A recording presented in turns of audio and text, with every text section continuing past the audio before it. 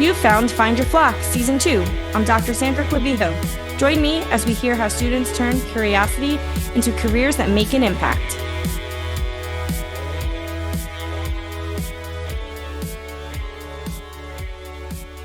Today's guest is a recent graduate and current AMP student from our CEOE department. Please welcome Emma McCann. Hi, Emma. How are you? Hi, Sandra. I'm good. How are you? I'm good. Thanks for taking the time to meet with us today. I'd love to start off with asking a little bit about yourself, like where you're from and what you're studying at Stevens. Sure.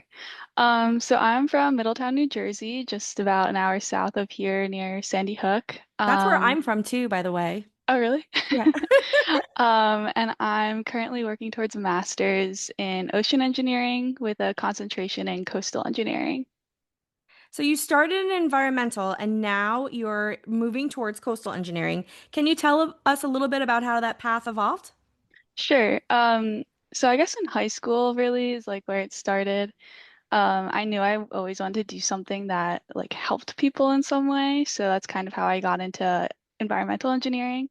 I was really interested in like water treatment and providing clean water to people across the world. And then once I got to Stevens, I know like we do a lot of water treatment, and that was really interesting. But then I also learned that we have a coastal engineering department here.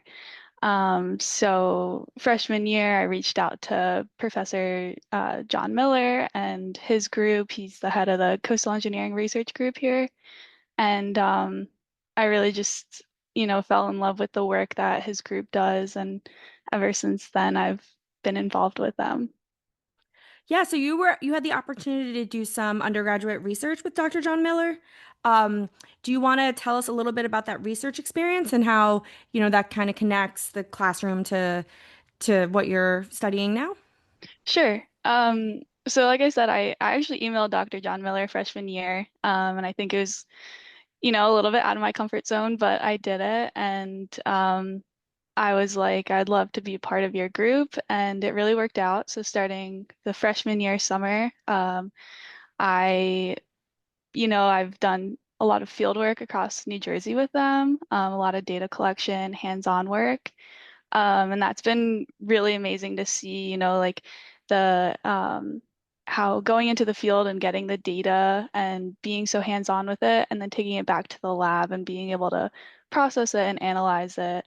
So I've been doing mostly drone data processing, which has been really interesting. I'm learning how to fly the drone currently.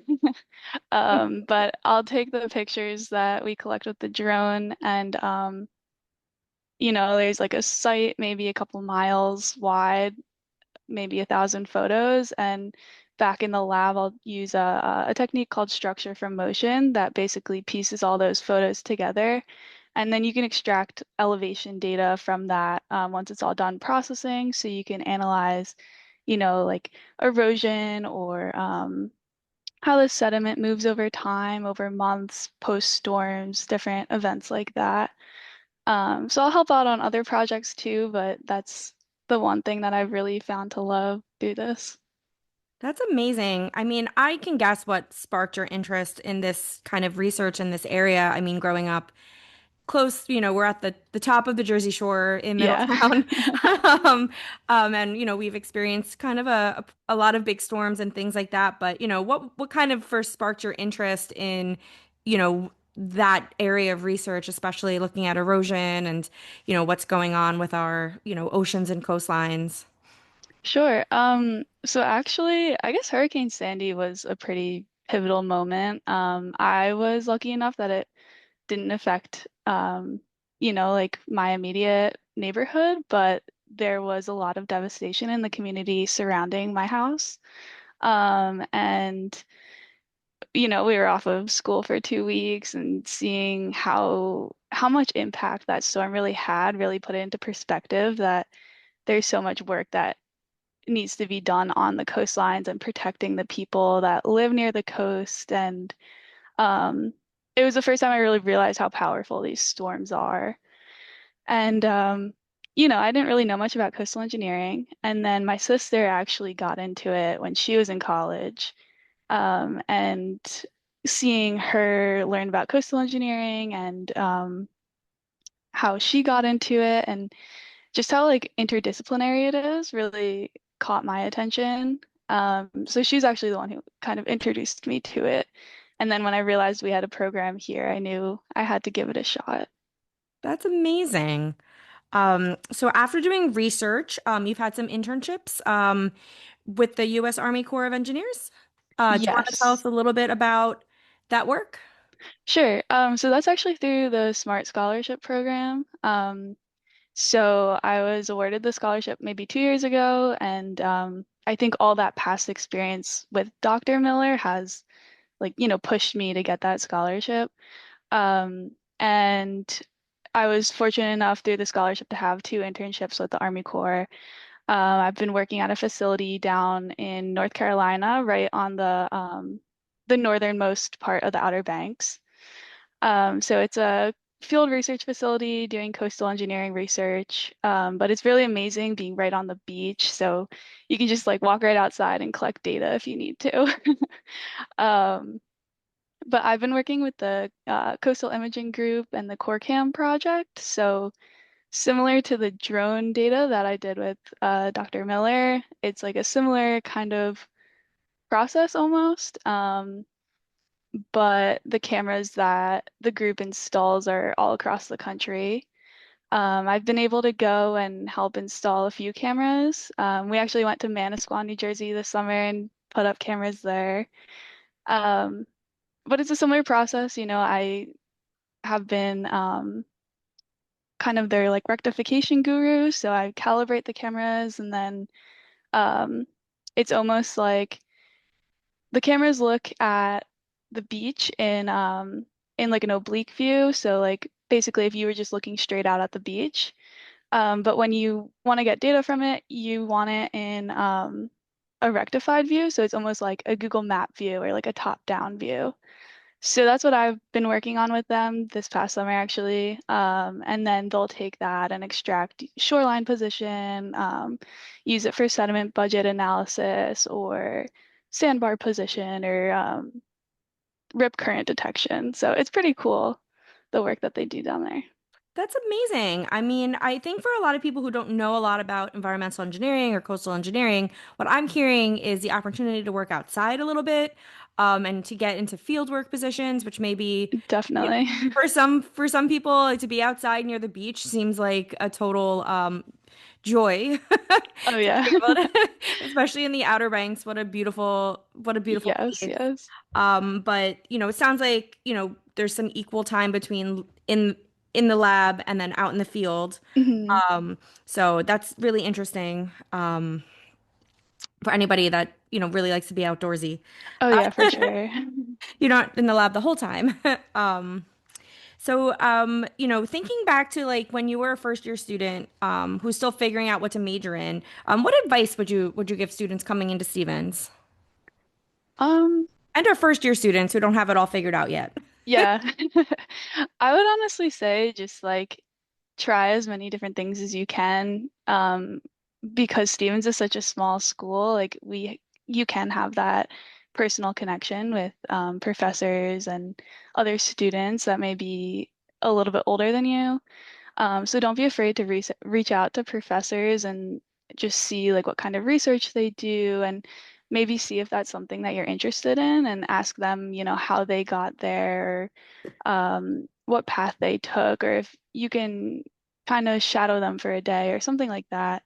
Um, because everyone is so willing to help at Stevens and they want you to succeed. And I guess the other thing would be, like do research for a summer, see if it's like something that you're interested in. If not, maybe try something else during the semester the next summer. And the same thing with internships too. I think that can really help narrow down what you might want to do. Um, I know my first internship was not something that I liked, but I've learned through other internships what I do like, and I'm at the point now that I love what I do. So it takes time, but I think, just kind of exploring different options and taking the time to do that will help you narrow your path. That's amazing. That's such good advice. Sometimes it's good to learn what not to do. Um, and then finally, we love to, kind of end with, give us your best pitch. I know we all make you pitch for uh, senior design here, but why should someone consider environmental and coastal engineering as a major? I I guess going back to the fieldwork part of it, I love being outside and hands-on, and I'm a very visual learner, so being able to like physically work with the environment really helps me when I'm back in the office looking at the data. Um, I think there is much overlap between environmental and coastal. I love, like how impactful they both are to the community and like to everyone around coastal areas or, providing clean water or remediating ground water. Um, I think it's like the perfect balance of having that hands-on experience, but then also being in the office and working with the data and maybe learning a little bit of modeling or um, I don't know, I love how impactful it is and I think it's also just such a constantly evolving field, both of them. And I think you're never gonna have 2 days that are the exact same. So I think that's also something that really interested me. You're never going to go in and be doing the same thing every day. And that like constant challenge is really exciting to me. That's amazing. This sounds like a perfect place to kind of end for today. I want to thank Emma for sharing her passion and journey with us. And I want to thank everybody for tuning in to Find Your Flock. Please check out our other episodes and have a wonderful day. Thank you, Sandra. You've been listening to Find Your Flock Season 2. I'm Dr. Sandra Clavijo. Thanks for joining us as we help future ducks find their path at Stevens. Don't forget to follow and subscribe on Spotify, Apple Podcasts, or YouTube, and share this episode with a future duck.